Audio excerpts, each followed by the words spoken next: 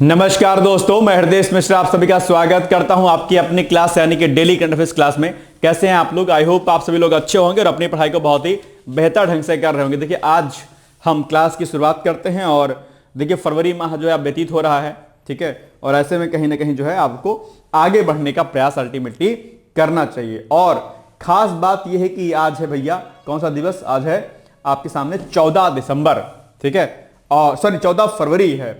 और 14 फरवरी जो है क्या है, एक महत्वपूर्ण दिवस के रूप में जाना जाता है।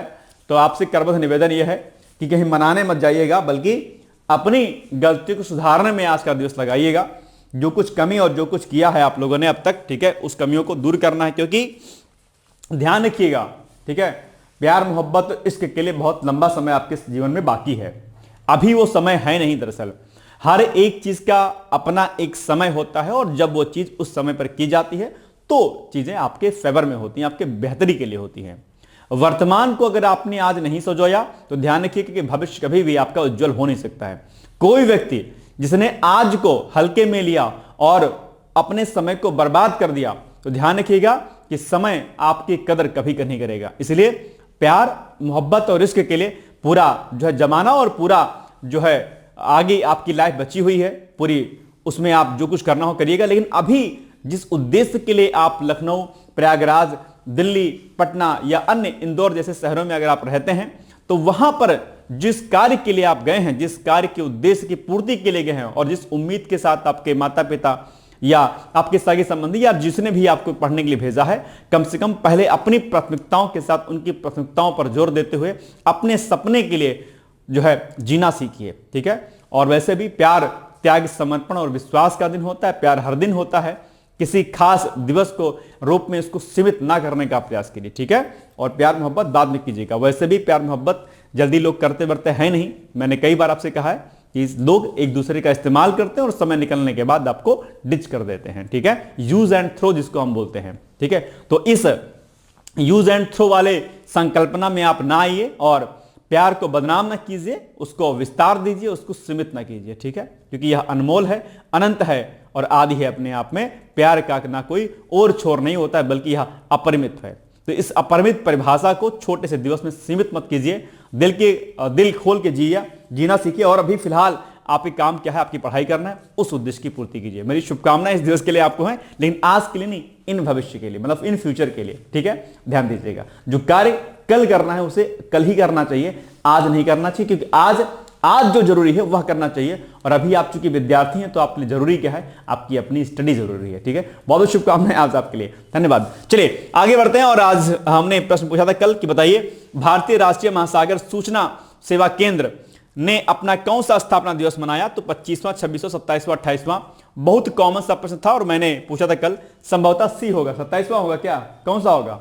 जरा दोबारा से इसका मुझे बताइएगा आंसर आप लोग, ठीक है। चलिए, एलन मस्क की स्पेस एक्स की सैटेलाइट इंटरनेट सहायक कंपनी स्टारलिंक के साथ आशय पत्र पर अभी जो है क्या हुआ है? एक साइन हुआ, एक हस्ताक्षर हुआ है, ठीक है। जो स्पेस एक्स की सैटेलाइट इंटरनेट सहायक कंपनी है, इसके बारे में मैंने द्वारा आप लोगों ने कई बार चीजें सुनी होंगी।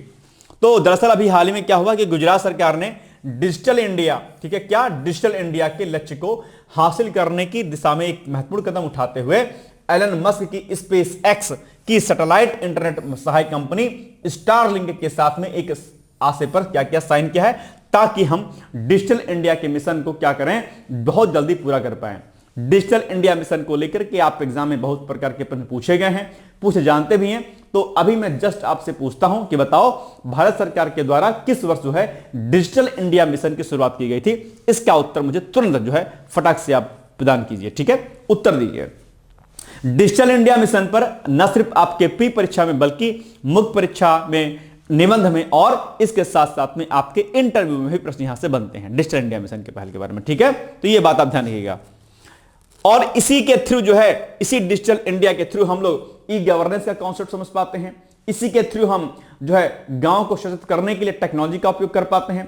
तो डिजिटल जब इंडिया होगा तभी जाकर के हम एआई और इससे संबंधित जो अन्य टेक्नोलॉजी या जो प्रौद्योगिकी होती है हम उनका अनुप्रयोग कर पाएंगे। तो ध्यान रखिएगा, बिना डिजिटल इंडिया हुए हम बाकी अन्य टेक्नोलॉजी का हम इस्तेमाल नहीं कर सकते हैं, ठीक है। चलिए दरअसल यह समझौता गांधीनगर में मुख्यमंत्री भूपेंद्र पटेल और उप मुख्यमंत्री हर्ष संघवी की उपस्थिति में क्या हुआ है, यह संपन्न हुआ है। ठीक, चलिए, इस पहल का उद्देश्य क्या है?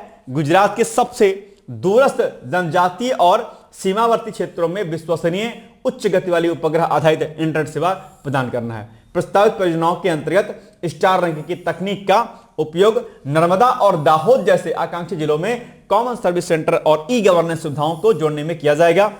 आपदा प्रबंधन में टीमों की क्षमता निर्माण और सभी जिला नियंत्रण कक्षों में मजबूत डिजिटल नेटवर्क के एकीकरण की देखरेख के लिए राज्य के अधिकारियों और स्टारलिंक प्रतिनिधियों को मिलाकर के एक संयुक्त कार्य समूह का भी गठन जो इसमें किया जाएगा, ताकि कोई भी व्यक्ति जो है इंटरनेट से ना जो है दूर रह पाए, क्योंकि उसका आज यह भी अपने आप में सामाजिक न्याय के अंतर्गत आता है। सबको जो है इंटरनेट की सुविधा मिलनी चाहिए। ठीक है, चलिए, अब इसी पर एक प्रश्न आपके सामने आ गया कि भाई बताओ, गुजरात सरकार ने सैटेलाइट इंटरनेट सेवा के लिए किस कंपनी के साथ में आशय पत्र पर साइन किया है? ए ऑप्शन है वनवेब, बी जियो सैटेलाइट, सी स्टारलिंक या फिर डी ह्यूजेस नेट। क्या हो जाएगा उत्तर? जस्ट मैंने आपको इसका उत्तर बताया है। इसका सामान्य से उत्तर हो जाएगा स्टारलिंक, यानी कि ऑप्शन नंबर क्या हो जाएगा इसका? सी इज द राइट आंसर। कोई दिक्कत तो नहीं है यहां तक? चलिए आगे बढ़ते हैं हम लोग।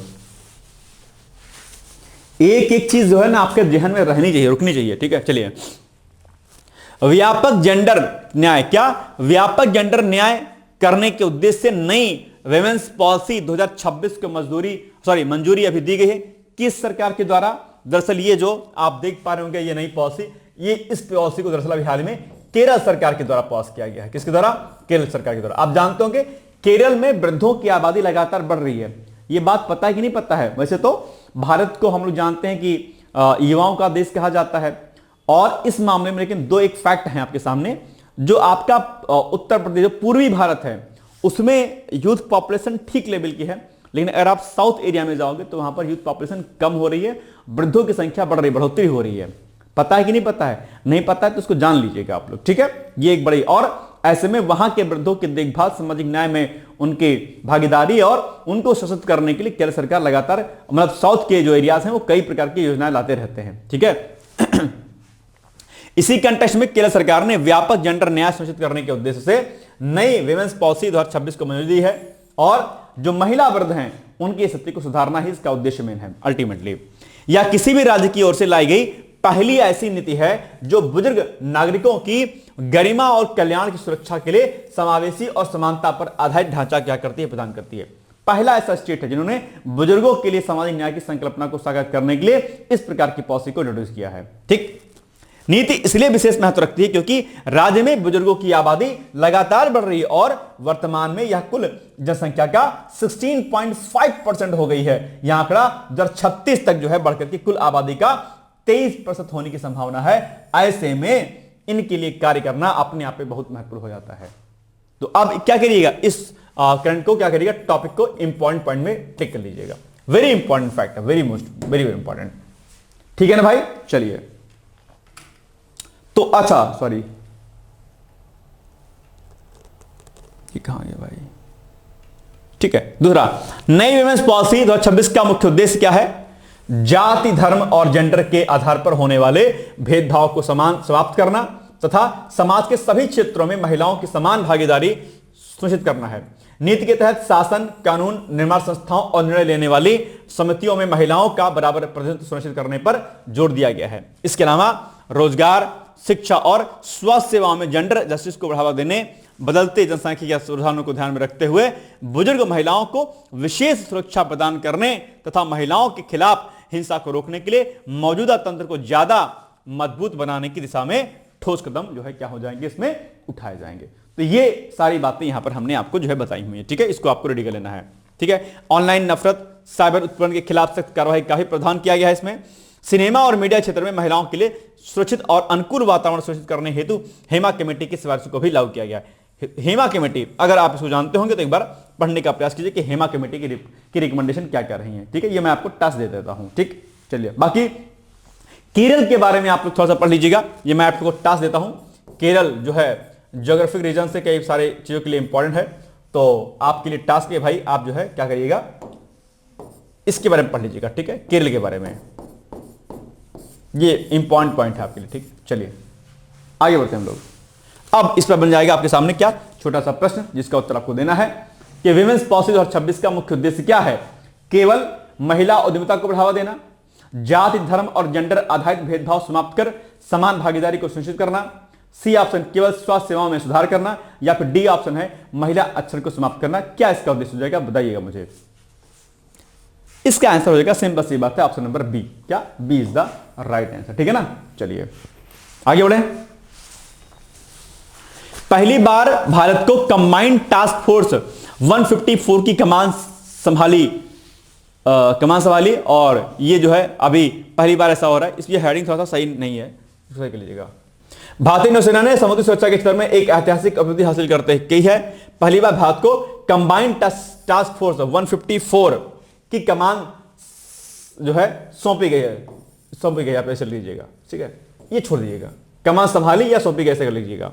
या task force combined maritime forces के तहत काम करती, जिसमें दुनिया के 27 देश शामिल होते हैं। और कंबाइंड टास्क फोर्स 154 मिलना भारतीय नौसेना की एक बड़ी रणनीतिक जिम्मेदारी व उपलब्धि मानी जा रही है, क्योंकि यह सिर्फ सैन्य नेतृत्व नहीं बल्कि वैश्विक मंच पर भरोसे और साझेदारी का प्रतीक भी कहा जाता है इसको, ठीक है।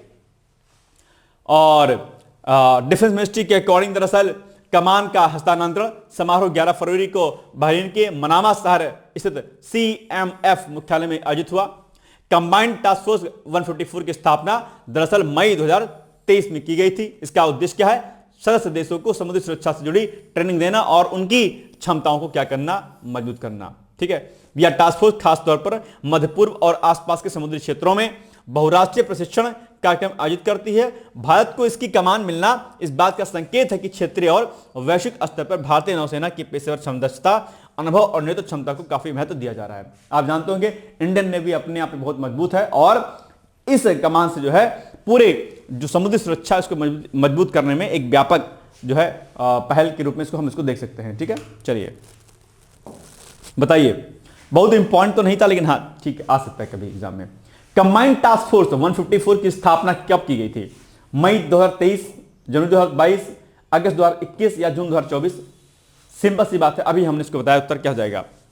अगर वीडियो ना समझ में आए तो इसको वीडियो को पॉज कर दिया करिए, फिर उसके बाद देख लिया करिए, ठीक है। बताइए क्या हो जाएगा इसका उत्तर। समुद्री सुरक्षा बहुत इंपॉर्टेंट भाई साहब, ठीक है, आपके मेंस वगैरह में प्रश्न बन सकता है। समुद्री संसाधनों पर प्रश्न बनता है। समुद्री संसाधन, ठीक है, समुद्र की जो सैलिनिटी होती है, जो लवणता होती है उसकी, उस पर प्रश्न बनता है। और समुद्री सुरक्षा पर प्रश्न बनता है आपके एग्जाम में, ठीक है। तो आई थिंक मई 2023 होना चाहिए, इसका उत्तर ए होना चाहिए, ठीक है। देखते हैं, बिल्कुल ठीक है। चलिए, भारत टैक्सी की शुरुआत अभी हाल ही में हो गई है। आप जानते होंगे कि दरअसल सहकारिता मंत्रालय की तरफ से भारत टैक्सी की शुरुआत की गई है और इन्हें जो टैक्सी की शुरुआत की गई उसको हम, इनके ड्राइवर को सारथी कहते हैं। आप जानते होंगे कि ओला, उबर और रैपिडो जैसी कंपनियां क्या करती हैं, ड्राइवरों से कमीशन लेती हैं और ड्राइवरों को इसका फायदा नहीं मिलता है। अगर छोटी सी कोई गलती हो गई तो इनको तुरंत जो है क्या करती हैं, निकाल देती हैं। और ये जो लोग होते हैं इनको गिग वर्कर्स कहते हैं हम लोग। तो इनका, और ये कई बार जो है क्या करते हैं, हड़ताल पर चले जाते थे, तो निश्चित तौर पर परेशानियां होती थी जनता को। ऐसे में सरकार ने अपने खुद की टैक्सी यानी कि भारत टैक्सी के नाम से इसको लॉन्च किया था। भारत के कुछ शहरों में इसको चलाया जा रहा है, दिल्ली में और गुजरात के कुछ शहरों में चलाया जा रहा है। इससे बड़े स्तर का फायदा हो रहा है और जो है अब दिक्कत नहीं। और इसमें क्या हो रहा है खास, कि इसमें सीधे जो है ड्राइवरों को फायदा हो रहा है। ये एक बड़ी अच्छी बात है। जो ओला उबर जैसी कंपनियां हैं, ठीक है, ये तो इनको तो फायदा बेसिकली कंपनी को होता है, कंपनी खूब पैसा कमा रही है, मोटा पैसा कमा रही है। लेकिन इसमें सारथी ऐप में क्या होगा, सारथी ऐप के माध्यम से ड्राइवरों को सीधा जो कमीशन जो देते थे कंपनियों को, अब उनको ना देकर के सीधे उनको मिलेगा। तो ये एक बड़ी जो है खबर है आपके लिए, ठीक है। और इसे आने वाले समय में पूरे इंडिया में इसको लागू करने के रूप में इसको रखा गया है, ठीक है। चलिए, और ये भारत टैक्सी भारत का पहला सहकारी नेतृत्व वाला राइड हेलिंग प्लेटफॉर्म है अपने आप पे, ठीक है, ध्यान रखिएगा। राइड हेलिंग प्लेटफॉर्म मतलब कि जो एप्लीकेशंस के साथ जो है बुक किया था और आपके घर पर जो है बाइक आती है, ना, ठीक है। बहुराज्य सहकारी सोसाइटी अधिनियम द्वारा 2 के तहत पंजीकृत भारत टैक्सी की स्थापना दिनांक 6 जून 2025 को सहकारी समितियों के क्षेत्र में काम करने वाले 8 राष्ट्रीय स्तर के संस्थानों द्वारा की गई थी, ठीक है। तो ये काम है और शून्य कमीशन मॉडल पर काम करता है, कोई कमीशन नहीं मिलता। इसमें सीधा फायदा जो है किसको मिलेगा, अपने आप में ड्राइवरों को मिलेगा, जिसको हम सारथी के रूप में जानते हैं। इस पर मैंने एक आर्टिकल कराया है आप लोगों को कल, वो आप देख लीजिएगा, आपको एक अच्छा बेनिफिट मिलेगा उससे, ठीक है। बाकी यहां पर डेटा दिया गया भाई कहां कहां पर चल रहा है, दिल्ली एनसीआर, गुरुग्राम, नोएडा, गुजरात और बाकी अन्य कई शहरों में चल रहा है, और टोटल कुल कितने पंजीकृत लोग हैं, कुल कितने ड्राइवर हैं, ये सारा डेटा यहां पर दिया गया है, ठीक है। चलिए ये पॉइंट इसमें लिखा है, पढ़ लीजिएगा एक बार। चलिए अब बताइए आप, इससे एक बड़ा बेनिफिट होगा भाई साहब, ठीक है। ओला उबर जो कंपनियां बड़ा मोटा पैसा खाती है ना, अब जो है इनका काम तमाम हो जाएगा। भारत टैक्सी पहल की शुरुआत किस मंत्रालय के द्वारा की गई है? तो सड़क परिवहन राजमार्ग मंत्रालय, सहकारिता मंत्रालय, वाणिज्य एवं उद्योग मंत्रालय या फिर शहरी विकास मंत्रालय के द्वारा। किसके द्वारा? सिंपल सी बात है, सहकारिता मंत्रालय।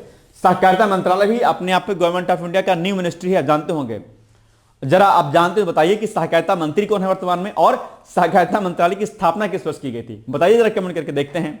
ये भी नया डिपार्टमेंट है अपने आप में, सहकारिता मंत्रालय, है ना, जानते होंगे शायद। चलिए इसका भी उत्तर जाएगा। नेक्स्ट है पीसीएस 2026 के लिए प्री ओरिएंटेड बैच हम लोगों ने लॉन्च किया है। आप लोगों की डिमांड थी सर प्री ओरिएंटेड पढ़ना सर, हमें, मैंने कहा ठीक है भाई। हालांकि पढ़ाई प्री प्लस मेंस की उसके पॉइंट ऑफ व्यू से होती है, जिसके लिए फाउंडेशन कोर्स हमारा पीसीएस का चल रहा है, लेकिन आप लोगों ने कहा नहीं सर हमको प्री का भी करना है। मैंने कहा ठीक करो भाई। तो अभी स्टार्टिंग के 500 स्टूडेंट्स के लिए छूट दी गई है फीस में। फीस टोटल जो है हमारी 4500, और उसमें जो है डिस्काउंट करके इसको रखा गया 2500 में। इसमें आपको सारे लेक्चर्स के वीडियो लेक्चर मिलेंगे, मतलब सारे सब्जेक्ट के वीडियो लेक्चर मिलेंगे, उसका पीडीएफ में नोट्स मिलेगा, करंट अफेयर्स की मैगजीन मिलेगी, उस पर बेस्ड वीडियो मिलेगा, आर्टिकल मिलेगा आपको, और उसके अलावा जो है सीसैट और बाकी जो अन्य पीवाईक्यू वगैरह होंगे वह भी आपको इसमें कराए जाएंगे, ठीक है।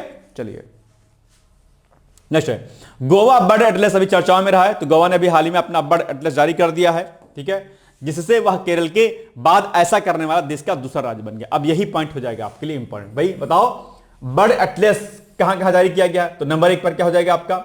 नंबर 1 पर क्या हो जाएगा आपका? बताओ नंबर 1 क्या हो जाएगा? केरल। तो केरल ने पहले जारी किया था क्या? बर्ड एटलस, और अब हो जाएगा आपका गोवा, ठीक है, ध्यान रखिएगा। यह पहल नागरिक विज्ञान सिटीजन साइंस पर आधारित है, जिसमें सैकड़ों स्वयंसेवकों के द्वारा और पक्षी प्रेमियों ने डेटा एकत्र करने में मदद की है। यह एटलस पक्षियों के संरक्षण और उनके बदलते आवासों को समझने के लिए एक महत्वपूर्ण वैज्ञानिक दस्तावेज के रूप में कार्य करता है, ठीक है। चलिए अब बताइए प्रश्न इस पर से क्या हो जाएगा इसका उत्तर? गोवा बर्ड एटलस, ठीक है, के संदर्भ में निम्नलिखित कथनों पर विचार कीजिए। नंबर 1, केरल के बाद गोवा अपना स्वयं का राज्य स्तरीय बर्ड एटलस प्रकाशित करने वाला दूसरा भारतीय राज्य बन गया है। बिल्कुल सही बात है। यह एटलस पूरी तरीके से सरकारी सर्वेक्षणों पर आधारित है और इसमें निजी संस्थानों या नागरिकों की भागीदारी शामिल नहीं है। इसका उद्देश्य राज्य के विभिन्न पारिस्थितिक क्षेत्रों में पक्षियों की प्रचुरता और उनके वितरण का डेटा आधारित मानचित्र करना है। बताओ क्या हो जाएगा? बिल्कुल सही बात है, सी होगा। क्यों? क्योंकि 1 और 3 सही है, 2 नहीं सही है, क्योंकि इसमें भैया केवल सरकारी सर्वेक्षण पर नहीं है, इसमें तो निजी संस्थानों और नागरिकों ने इसमें पार्टिसिपेट किया हुआ है ना। इसमें क्या लिखा हुआ है? शामिल नहीं है शामिल भाई साहब। तो ये क्या हो जाएगा? गलत हो जाएगा। बाकी एक से हो जाएगा और 3 से हो जाएगा। तो 1 3 कहां पर है? सी वाले में, यानी कि सी इज द राइट आंसर, ठीक, कोई दिक्कत तो नहीं है। चलिए विश्व दलहन दिवस जो कि 10 फरवरी को मनाया जाता है, आप जानते होंगे, ठीक है। और दलहनों में यानी कि दालों में बहुत प्रकार के विटामिन आदि पाए जाते हैं, आप जानते होंगे। प्रोटीन बहुत होता है अपने आप दालों में, और ये आपके स्वास्थ्य के बड़ा महत्वपूर्ण होता है। तो 10 फरवरी को दरअसल इसको मनाया जाता है। और आप जानते होंगे कि इसकी घोषणा दरअसल 2019 में संयुक्त राष्ट्र महासभा द्वारा की गई थी, और इसका कार्यान्वयन FAO जो विश्व एवं खाद्य कृषि संगठन है इसके द्वारा किया जाता है। दालें न केवल पोषण का एक रास्ता स्रोत है, बल्कि वे मिट्टी में नाइट्रोजन को स्थिर करके उर्वरकों की आवश्यकता को कम करती हैं। नाइट्रीफाइंग बैक्टीरिया पढ़ा है ना आप लोगों ने कि नहीं पढ़ा है? पूछता है आप एग्जाम में कि दलहनी फसलों में किस प्रकार के बैक्टीरिया पाए जाते हैं। नाइट्रीफाइंग बैक्टीरिया, नाइट्रोजन को फिक्स करने वाले बैक्टीरिया पाए जाते हैं। उन बैक्टीरिया का नाम क्या है जरा मुझे बताओ। और लेग्यूमिनेसी कुल के अंतर्गत दालें आती हैं, यह भी आप जानते होंगे, है ना, कि नहीं जानते हैं? इसको पढ़ लीजिएगा भाई, पूछता है सारे एग्जाम में, ठीक है। अब नहीं तो गोल गोल घूमते रहिएगा, फिर ऐसे दिक्कत कर जाएगा आपसे एग्जाम में। तो नाइट्रीफाइंग बैक्टीरिया इसमें पाए जाते हैं, लेग्यूमिनेसी कुल के अंतर्गत आता है। जो भी दलहनी फसलें होती है सब लेग्यूमिनेसी कुल के अंतर्गत आती हैं। उसमें नाइट्रोजन फिक्सन करने का एक खास वो होता है, गुण होता है, ठीक है। और दलहने आपके मिट्टी के लिए बड़ी उपयोगी होती है भाई साहब, ठीक है, ध्यान रखिएगा। अच्छा, इसी से रिलेटेड एक चीज और बन गया। जैसे एक प्रश्न पूछा था आपके एग्जाम में कि नाइट्रोजन साइकिल क्या होती है, ठीक है, आपका जो है वाटर साइकिल क्या है। तो ये सब भी आप पढ़ लीजिएगा। भू जैव रासायनिक चक्र क्या है, ठीक है, इनको पढ़ना है आपको, ठीक है। चलिए, इस वर्ष का वैश्विक उद्देश्य दालों के माध्यम से खाद्य सुरक्षा और पर्यावरणीय स्थिरता को क्या करना है, अपने आप में बढ़ावा देना है। तो ये पॉइंट हो जाएगा आपके लिए क्या important, very very most important. चलिए अब आप बताइए क्या हो जाएगा इसका उत्तर। चलो, विश्व दलहन दिवस के संदर्भ में निम्नलिखित कथनों पर विचार कीजिए। यह प्रतिवर्ष 10 फरवरी को टिकाऊ खाद्य उत्पादन दालों के महत्व को पहचानने के लिए मनाया जाता है। 10 फरवरी है क्या, पक्का है? हाँ ठीक है, बिल्कुल पक्का है। यह जो है संयुक्त राष्ट्र की खाद्य एवं कृषि संगठन FAO, बिल्कुल सही बात है, दिवस की स्थापना की है। दालें नाइट्रोजन फिक्सिंग फसलें हैं जो मिट्टी की उर्वरता में सुधार करती हैं और कृषि प्रणालियों की लचीलापन बढ़ाती हैं, बिल्कुल सही बात है। अच्छा देखो, फसल चक्र की जो हम बात करते हैं ना, ठीक है, क्रॉप रोटेशन वाली बात, उसमें बड़ा इंपॉर्टेंट है। हम लोगों ने आजकल दाल उपजाना बंद कर दिया, आप देखते होंगे, आप हम गन्ना खाली उगाते हैं, गन्ना, आलू और गेहूं, धान नहीं।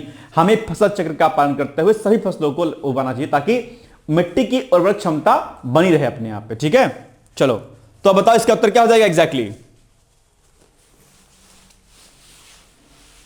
डी होना चाहिए क्या?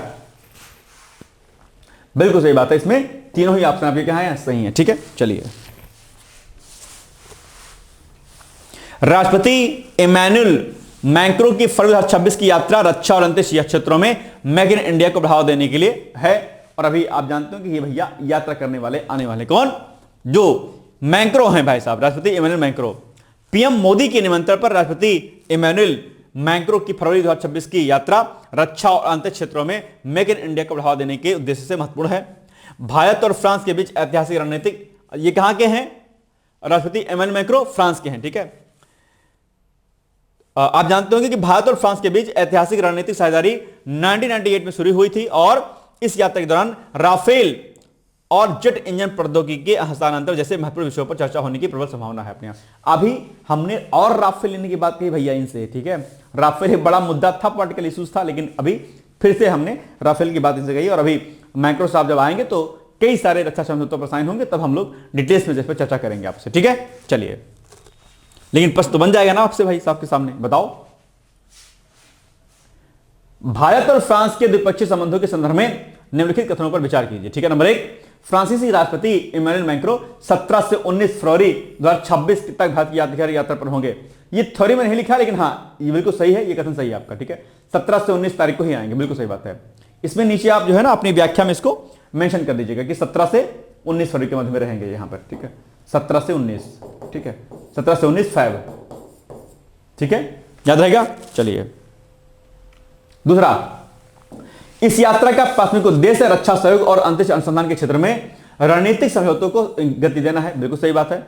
फ्रांस भारत के साथ रणनीतिक साझेदारी करने वाला पहला पश्चिमी देश था, ठीक है, बिल्कुल सही बात है। तो इसमें मुझे लगता है डी वाला होना चाहिए। देखते हैं कि केवल 1 और 2 है, ए है क्या कि डी है? डी है, तीनों कथन सही है, इसमें से 3 के तीनों सही है, ठीक है। चलिए, स्टेम, ये भैया अभी आप जानते होंगे कि विज्ञान के लिए राष्ट्रीय मतलब महिलाओं और आपके लड़कियों के लिए जो है एक दिवस मनाया जाता है, आप जानते होंगे, और आपके एग्जाम में बड़ा महत्वपूर्ण भी है। विज्ञान में महिलाओं और लड़कियों का अंतर्राष्ट्रीय दिवस, क्या विज्ञान में महिलाओं और लड़कियों के लिए अंतर्राष्ट्रीय दिवस, जो कि मनाया जाता है कब, आपको 11 फरवरी को मनाया जाता है। यह बहुत इंपॉर्टेंट है आपके लिए। विज्ञान में महिलाओं और लड़कियों का अंतर्राष्ट्रीय दिवस, क्या विज्ञान में, लिख दे रहा हूं यहां पे, ठीक है ना, भूलिएगा नहीं। विज्ञान में महिलाओं व लड़कियों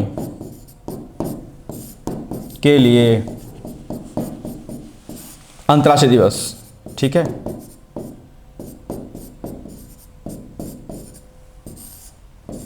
और इसको दरअसल कब मनाया जाता है, ये मनाया जाता है आपका 11 फरवरी को, ठीक है, 11 फरवरी को मनाया जाता है। और संयुक्त राष्ट्र के द्वारा इसको 2015 में इसको मनाने की घोषणा की गई थी, 2015 में, ठीक है, 2015 में। तो ये सारा फैक्ट आपको क्या करना है, याद रखना है, ठीक है।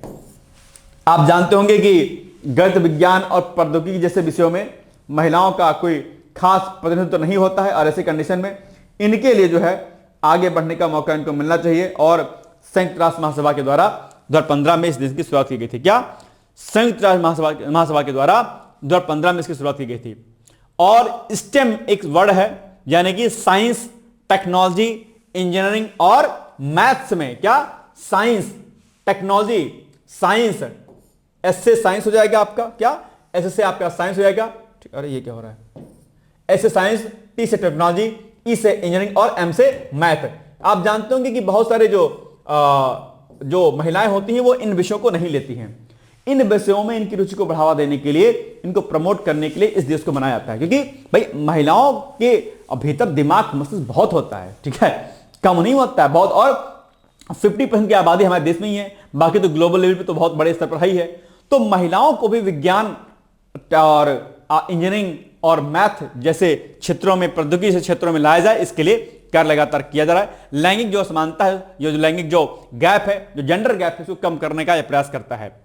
2026 की जो थीम है वो इन्हीं विशिष्ट लक्ष्यों में मौजूद लैंगिक अंतराल को पाटने और महिलाओं के नेतृत्व को परिभाषित करने के विजन पर केंद्रित है। यह प्रश्न तथ्यात्मक रूप से यह स्पष्ट करता है कि अंतर्राष्ट्रीय प्रयासों का ध्यान किन शैक्षिक और पेशेवर क्षेत्रों पर है अपने यहाँ पे, ठीक है, ध्यान दीजिएगा। चलिए आइए आगे बढ़ते हैं हम लोग। नेक्स्ट है विज्ञान में महिलाओं और लड़कियों के अंतर्राष्ट्रीय दिवस 2026 की थीम के संदर्भ में स्टेम का पूर्ण रूप क्या है अपने आप में? तो विज्ञान, प्रौद्योगिकी, पर्यावरण, गणित, विज्ञान, प्रौद्योगिकी, इंजीनियरिंग, गणित या समाज तकनीकी, इंजीनियरिंग, प्रबंधन या विज्ञान, दूरसंचार, ऊर्जा और यांत्रिकी। क्या हो जाएगा? ये हो जाएगा ना, विज्ञान यानी कि साइंस, प्रौद्योगिकी यानी कि टेक्नोलॉजी, इंजीनियरिंग यानी कि ई और गणित यानी कि एम। तो क्या हो गया? STEM, ये हो जाएगा बी। तो B is the right answer, ठीक है, कोई दिक्कत तो नहीं यहां पे। चलिए अब आपके लिए प्रश्न है कि बताओ भाई, भारत टैक्सी किस प्रकार का प्लेटफॉर्म है? निजी कॉर्पोरेट राइड हेयरिंग प्लेटफॉर्म है, राज्य सरकार संचालित परिवहन सेवा है, सहकारी नेतृत्व वाला राइड हेयरिंग प्लेटफॉर्म है, या फिर विदेशी निवेश आधारित टैक्सी सेवा है? क्या है? इसको मुझे आप बताइएगा प्लीज। आज आपके लिए प्रश्न है कि विकास और पर्यावरण संरक्षण के बीच संतुलन स्थापित करना 21वीं सदी की सबसे बड़ी चुनौती है। भारत के संदर्भ में इस कथन की समीक्षा कीजिए। आप इसको लिख सकते हैं, लिख करके आप हमें भेज सकते हैं। और कोई दिक्कत अगर आपको होती तो आप हमें हमारे कॉन्टैक्ट नंबर 8604409201 पर आप जो संपर्क कर सकते हैं, ठीक है, ये हो गया आपका नंबर।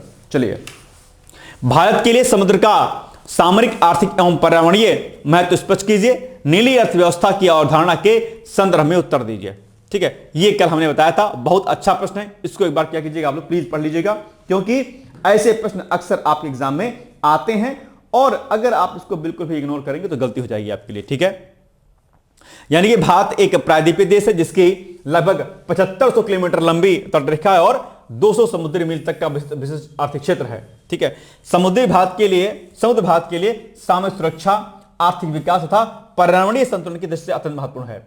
तो कभी आपसे पूछे भाई, पूछा क्या, यहां लिखा ही अपने आप पे किस प्रकार से इंपॉर्टेंट है। जो समुद्र है भारत के लिए डिफेंस के सेक्टर में, इकोनॉमिकल सेक्टर में और एनवायरमेंटल इश्यूज के सेक्टर में क्या है, बहुत महत्वपूर्ण संतुलन स्थापित करता है अपने आप पे, ठीक है। तो ये इन पर आप अच्छे से आप इसको लिख सकते हैं कि क्या इसकी इंपॉर्टेंस है। सामरिक महत्व की हम बात करते हैं तो हिंद महासागर क्षेत्र वैश्विक व्यापार का प्रमुख मार्ग है अपने आप में। भारत की ऊर्जा और आपूर्ति लगभग और 90% से अधिक व्यापार समुद्री मार्गों से ही होता है अपने आप में, बड़ा जरूरी है। नौसैनिक शक्ति, समुद्री सुरक्षा, समुद्री डकैती और आतंकवाद की रोकथाम में समुद्र की भूमिका महत्वपूर्ण है। सागर जो पहल है security and growth for all in the region नीति के माध्यम से भारत क्षेत्रीय सहयोग को बढ़ावा देता है। कल या परसों हमने सागर प्रोजेक्ट के बारे में आपसे प्रश्न पूछा था, अगर आपको याद होगा तो, ठीक है। नेक्स्ट है आर्थिक महत्व की बात करते हैं तो मत्स्य पालन, समुद्री खनिज, अपतटीय ऊर्जा, ठीक है, जैसे संसाधन आय का स्रोत हैं। इसके अलावा बंदरगाह, जहाजरानी और समुद्री पर्यटन अर्थव्यवस्था को गति देते हैं। ब्लू इकोनॉमी के अंतर्गत समुद्री जैव प्रौद्योगिकी, समुद्री शैवाल, गहरे समुद्र खनन जैसे नए क्षेत्र उभर रहे हैं।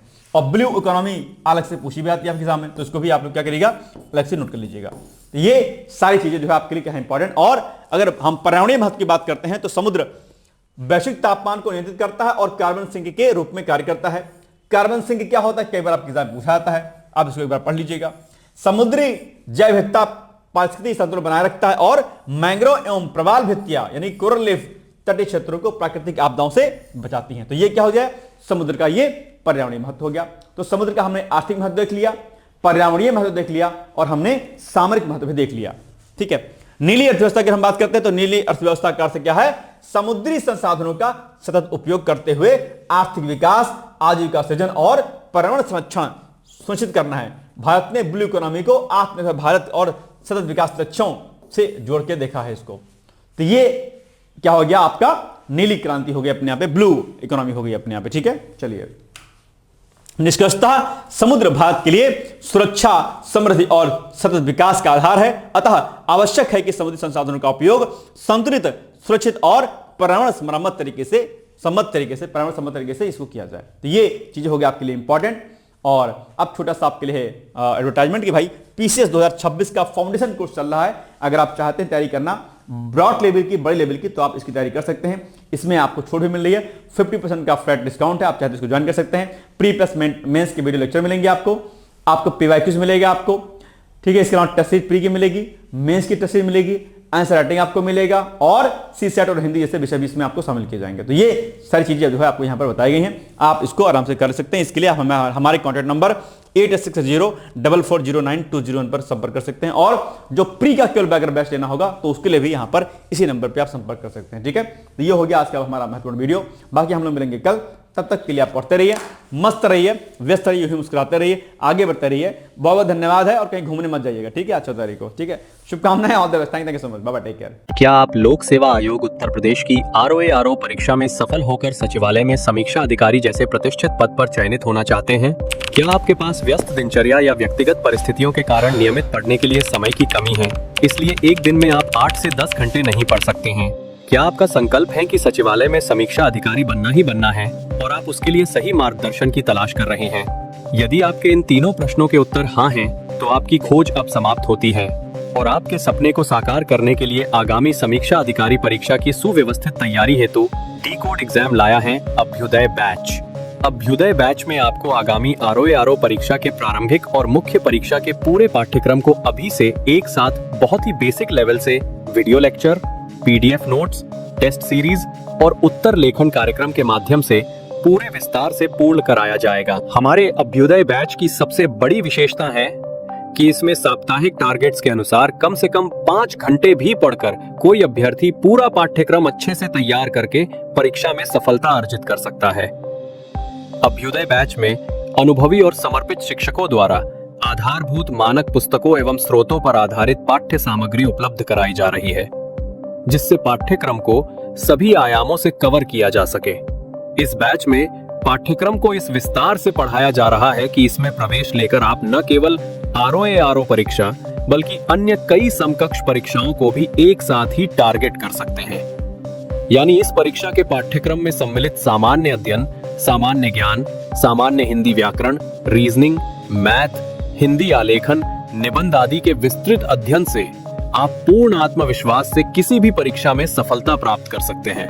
उत्तर प्रदेश की PCS प्रारंभिक परीक्षा में भी इस बैच को पढ़कर सफलता प्राप्त की जा सकती है। इस बैच में निर्धारित लक्ष्य के अनुसार एक सप्ताह में मात्र 18 से 20 वीडियो लेक्चर देखने होते हैं, जो आप प्रतिदिन 4 से 5 घंटे का समय निकालकर आसानी से पढ़कर तैयार कर सकते हैं। ये बैच ऑनलाइन जरूर है, परंतु इस बैच में छात्रों और शिक्षकों के बीच सीधे संवाद के लिए प्रक्रिया निर्धारित है, जिससे अभ्यर्थी अपनी शंकाओं का व्यक्तिगत समाधान प्राप्त कर सकते हैं। आपके संकल्प को सिद्धि तक पहुंचाना ही अभ्युदय बैच की आधारभूत संकल्पना है। हमारा ये आत्मविश्वास संस्थान के 5 वर्षों की कठिन साधना की परिणति है। D-Code एग्जाम संस्थान अपने 5 वर्षों के सफर में ROA परीक्षा में 45 से अधिक चयन सुनिश्चित करवाकर एक विश्वसनीय संस्थान के रूप में विख्यात है। इसलिए बिना किसी संशय के पूर्ण विश्वास के साथ आप भी हमसे जुड़कर अपनी सफलता का नया अध्याय लिख सकते हैं। इस बैच से जुड़ने के लिए हमारे संस्थान के नंबर 8604409201 अथवा 9506742546 पर व्हाट्सएप या कॉल करके बैच की पूरी जानकारी प्राप्त की जा सकती है। अभी 500 शुरुआती छात्रों को विशेष छूट भी प्रदान की जा रही है, इसलिए इस अवसर का लाभ उठाने के लिए अतिशीघ्र प्रवेश लेकर अभ्युदय बैच से जुड़ें। प्रवेश के लिए अभी संपर्क करें और शुल्क में छूट प्राप्त करें।